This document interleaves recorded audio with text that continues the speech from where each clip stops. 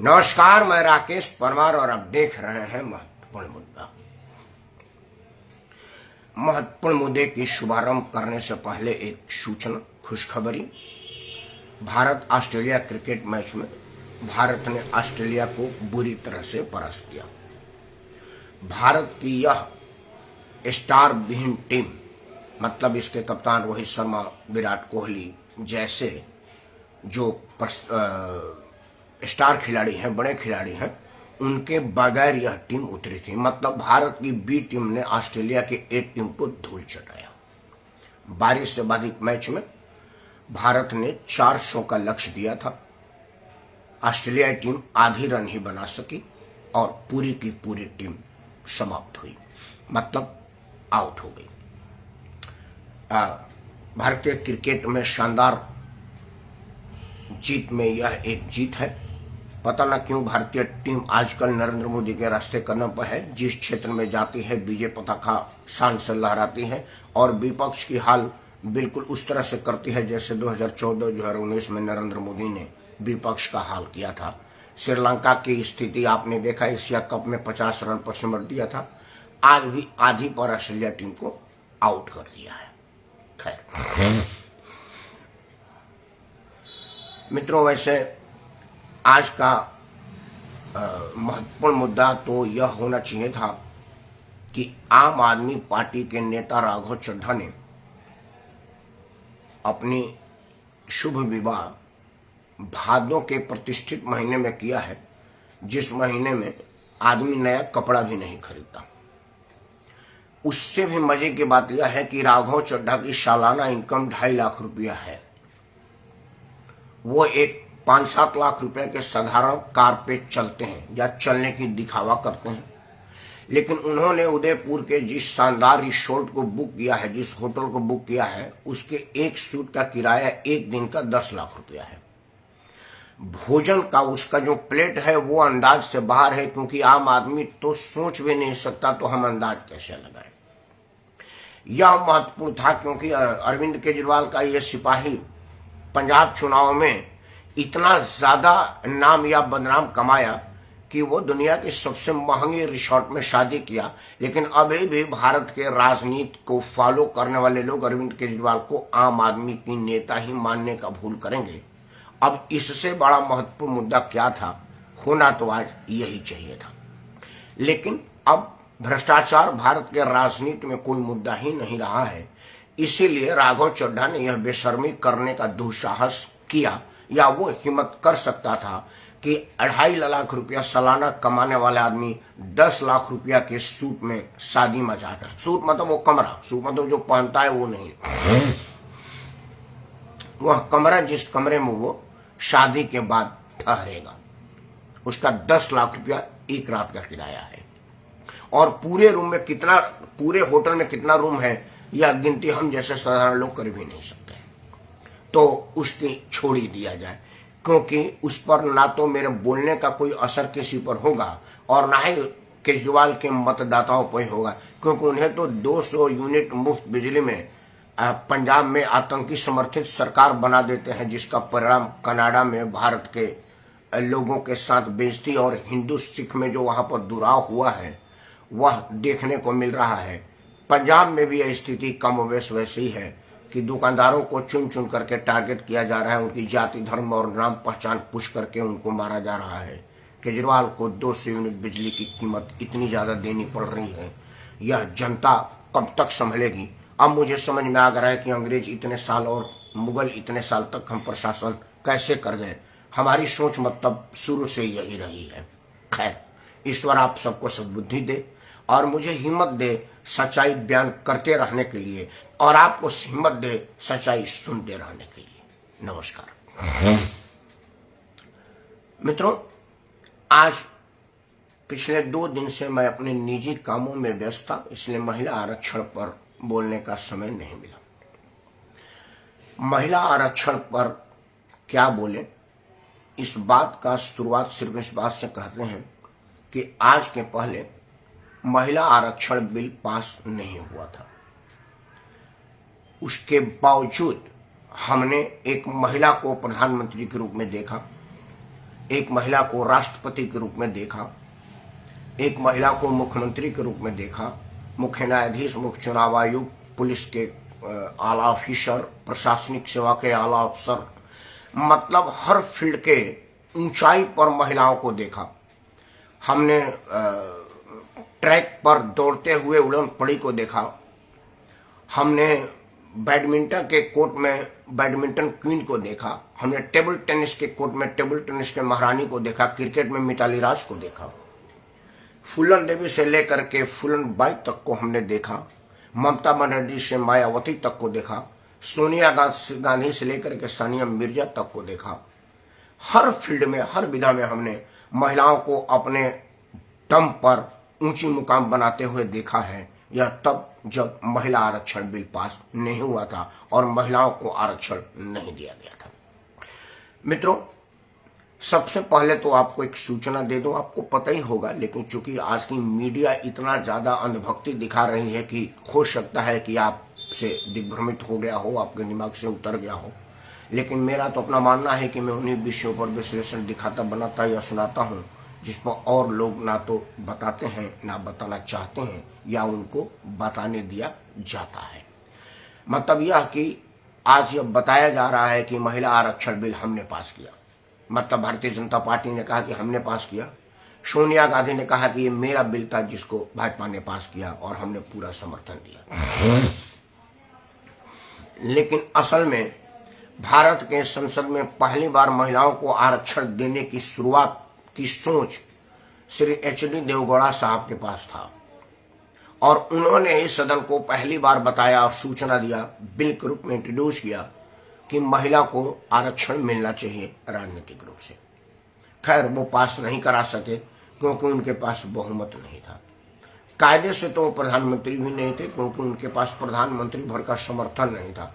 लेकिन भारत के लोकतंत्र में जुगाड़ तंत्र इतना हावी होता है कि इस देश में कोई भी आदमी प्रधानमंत्री बन सकता है।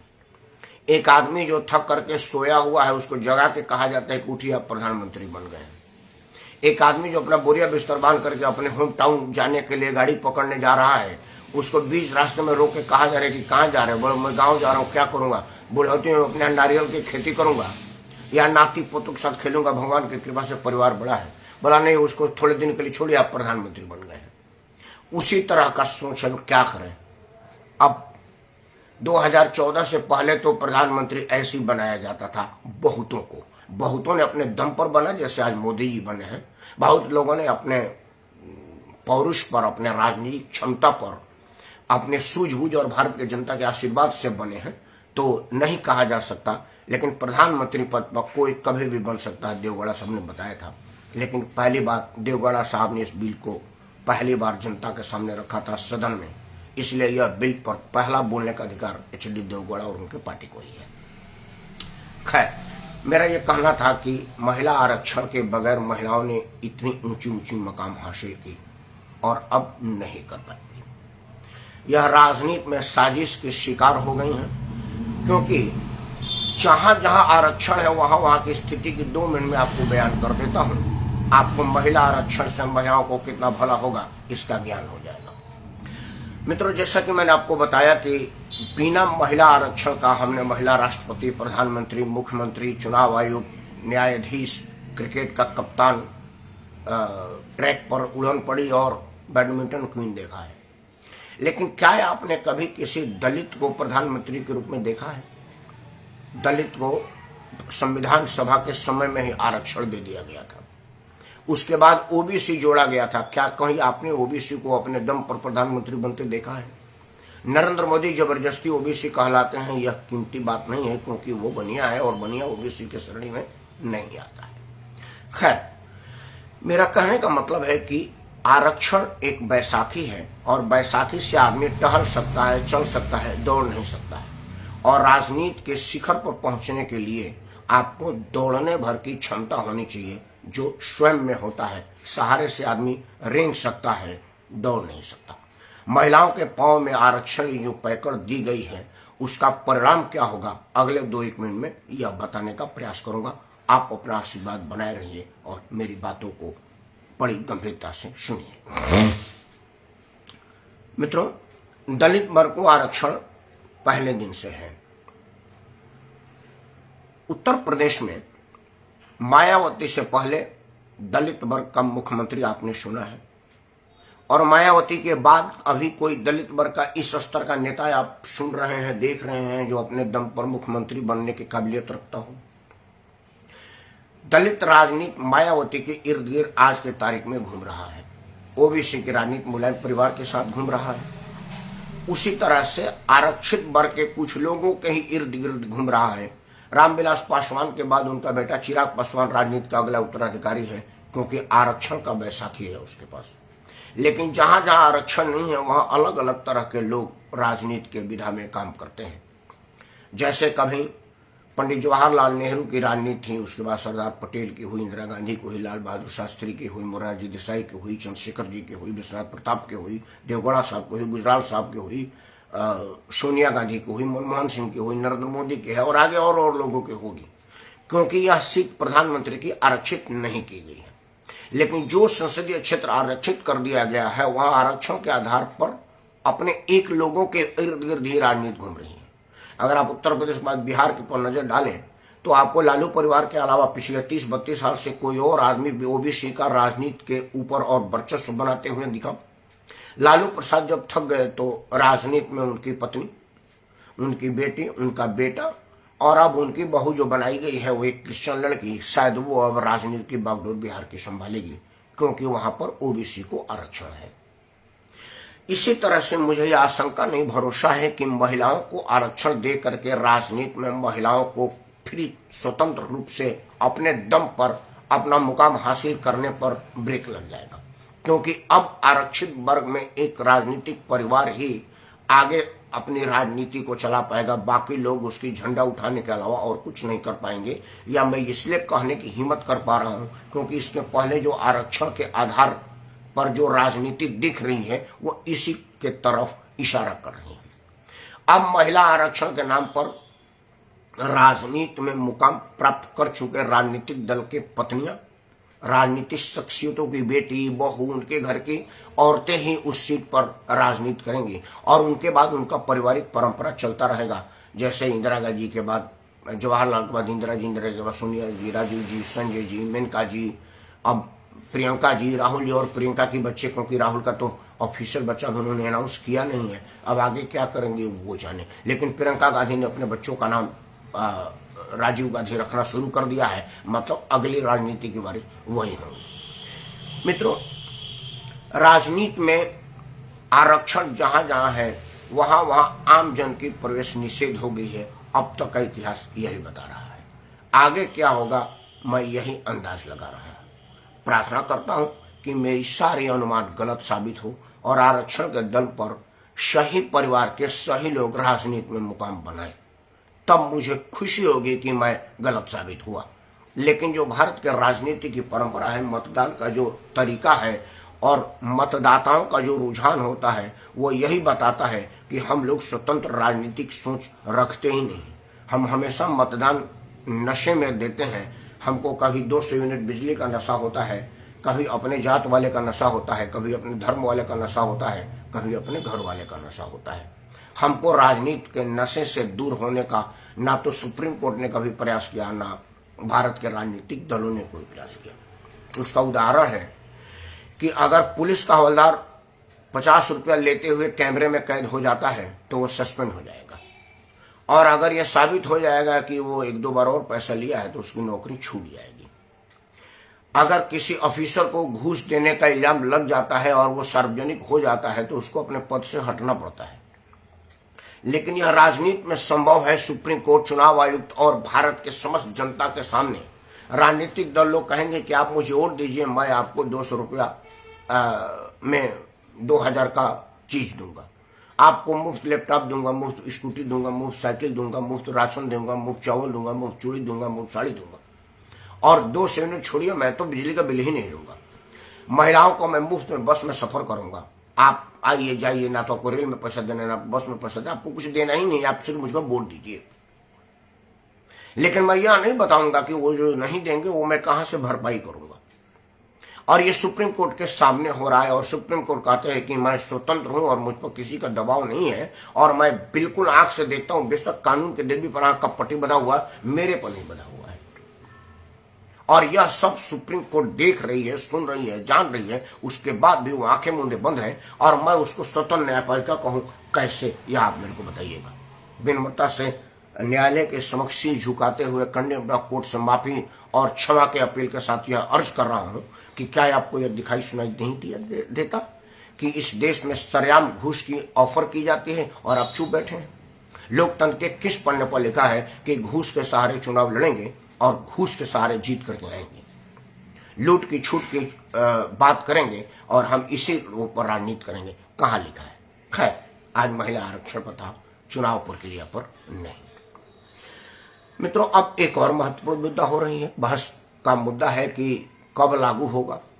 कुछ लोग कह रहे हैं कि यह राम मंदिर जैसा हो रहा है, अगर वैसा है तो राम मंदिर बन रहा है। आज ही चंपत राय ने उस पूरे विवरण राम मंदिर का नक्शा और उस पर कहां कहां बन गया और क्या क्या बन गया और कब कब इसको कब कब किस चरण पर बनेगा बता रहे थे, तो अब वो बात तो हवा हवाई हो गई। सच्चाई यह है, सरकार की ईमानदारी की प्रशंसा करनी चाहिए। हालांकि मैं किसी भी तरह के आरक्षण का विरोधी हूं। मैं आरक्षण को प्रतिभा विकास का बाधक मानता हूं और आम आदमी के सक्रियता पर रोक का प्रयास मानता हूं। लेकिन हमारे एक मानने से होगा नहीं। देश की जनता वोट दे करके जिसको जिताती है वही देश की जनता का विरोध बात करती है और काम करती है, उसके बाद जनता उसको वोट देती है। तो अब ये जनता जाने, मैं अकेला क्या कर सकता हूं। लेकिन मेरे हिस्से में आपको सच्चाई बताना है, वो बताता रहूंगा। आप उसको सुने ना सुने आपकी मर्जी है। मेरे अंतरात्मा को यह गंवारा नहीं है कि मैं झूठ बोलूं। खैर मित्रों, महिला आरक्षण बिल पास हुआ, लोग कह रहे हैं कि कब होगा। असल में क्या है कि 2026 के बाद परिसीमन आने वाली है। 2026 के बाद सीटों की संख्या बढ़ेगी घटेगी, क्या होगा ये परिसीमन कमेटी बताएगी। उसके बाद जब वो परिसीमन होगा, जनगणना होगा, उस जनगणना में यह साबित होगा कि किस चुनाव क्षेत्र में किस का बहुलता है। हालांकि लोग तो जातीय आधार पर जनगणना की मांग कर रहे हैं, जो अनकॉन्स्टिट्यूशनल है। राजनीति में कब क्या हो जाए कहा नहीं जा सकता, क्योंकि भारत का राजनीति में जो ना हो वही मुश्किल है। क्या क्या हो जाएगा ये नहीं कह सकते, तो कल क्या होगा छोड़ दीजिए। लेकिन अब तक जो जनगणना का आधार है वो पुरुष और महिला ही है और कुछ नहीं है। तो पुरुष और महिलाओं की संख्या जब गिनी जाएगी तो देखी जाएगी कि किस इलाके में महिलाओं की संख्या ज्यादा है, शायद वहां पर महिला सीट को आरक्षित किया जाए। या ये रोटेशन से होगा या तो सरकार डिसाइड करेगी। जो चीज हमारे हाथ में नहीं है उसको मैं क्या बोलूं। लेकिन यह जरूर होगा कि जब परिसीमन हो जाएगा और सीटों की एक्यूरेट संख्या का पता चल जाएगा, तब उसको आरक्षित किया जाएगा तो उचित न्याय होता हुआ प्रतीत होगा। आज के तारीख में अगर मनमाने तरीके से सीट आरक्षित कर दिया जाए तो जिसका भी सीट आरक्षित किया जाएगा वो यह कहेगा कि मेरे बढ़ती लोकप्रियता की वजह से मेरी सीट को आरक्षित किया गया है। परिसीमन के बाद कोई किसी का सीट नहीं रह पाएगा। क्योंकि मान लीजिए, जैसे उदाहरण देता हूं, भारत के पहले नेता के रूप में करते हैं, अभी सदन का नेता नरेंद्र मोदी है। नरेंद्र मोदी का बनारस सीट है। जब परिसीमन हो जाएगा तो बनारस सीट खत्म हो जाएगा। अब बनारस सीट कहां से शुरू होकर कहां समाप्त होगा वो परिसीमन कमेटी बताएगी। तो मोदी नहीं कहेंगे कि मेरा सीट प्रभावित हो रहा है। अब नेता के जो विपक्ष के नेता है राहुल गांधी जी, जो वारनार चले गए हैं, अब वारनार कहां से कहां तक रहेगा ये नहीं पता चलेगा। तो जब एक नया परिसीमन बनकर नया सीट बन के आएगी तब जाकर के आरक्षण का अनाउंस किया जाएगा, तो वही उचित न्याय होगा। आदरणीय प्रेमचंद्र दीदी जी को सादर प्रणाम। तो सरकार की इस मनसे को तो मैं सराहना करता हूं कि परिसीमन के बाद उचित सदस्य सीट संख्या का पता चलेगा और यह पता चलेगा कि कहां कहां महिलाओं के लिए आरक्षण किया जाए। वो उचित भी है और न्याय संगत भी है। दूसरा, एक राजनीतिक जो समस्या आएगी वो मैं बता रहा हूं। 2024 में अब बहुत देर रहा नहीं, कुछ महीनों का बात है। कुछ महीनों में इतनी बड़े देश में इतनी बड़ी सदस्य संख्या में सीटों का चयन कर लेना मुश्किल नहीं, नामुमकिन बात है। और अगर चयन कर लिया जाएगा तो यह राजनीतिक रूप से नुकसान भी कर सकता है, क्योंकि वो लोग कहेंगे कि इसका चयन का आधार क्या था, आपने हमारा सीट आरक्षित कर दिया, आप मेरे बढ़ते हुए लोकप्रियता से नाराज हो गए थे। इस वजह से इस टाइम ये उचित नहीं है। लेकिन 2026 में ये हो जाए, यह राजनीतिक बयानबाजी नहीं है, यह संसद का कमिटमेंट है। और संसद में किया कमिटमेंट कानून होता है, राष्ट्रपति का अध्यादेश आदेश होता है, इसलिए इसको वापस तो लिया नहीं जा सकता, टाला जा सकता है। तो कितना दिन तक टालेंगे? 26 के बाद जो आगामी चुनाव होगा इतना ज्यादा महिलाओं का दबाव होगा और राजनीतिक दल का दबाव होगा कि आप करने पर मजबूर हो जाएंगे। तो देर से देर अब यह बिल आएगा ही आएगा। आप चाहे आरक्षण के विरोधी हो या समर्थन हो, अब यह वास्तविकता है कि इस देश में महिला आरक्षण बिल पास हो गया और 33% सीट पर महिलाएं चुनाव लड़ेंगी।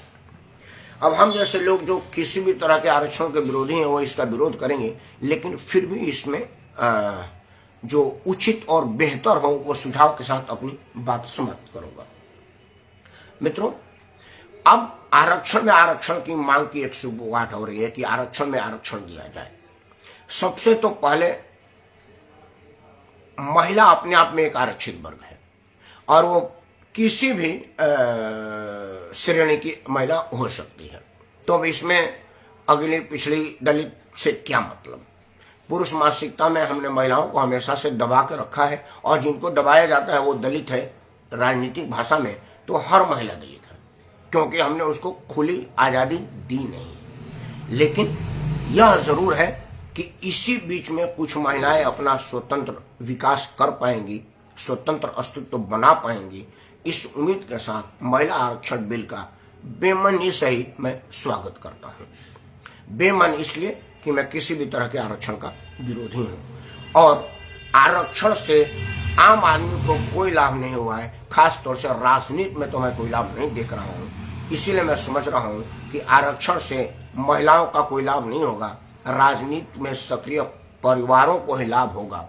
ऐसा ना हो, यह उम्मीद, यही मंशा के साथ मैं सिर्फ एक ही प्रार्थना करना चाहता हूं कि देश में और भी बहुत मुद्दे हैं जिस पर प्रधानमंत्री को सोचना चाहिए था।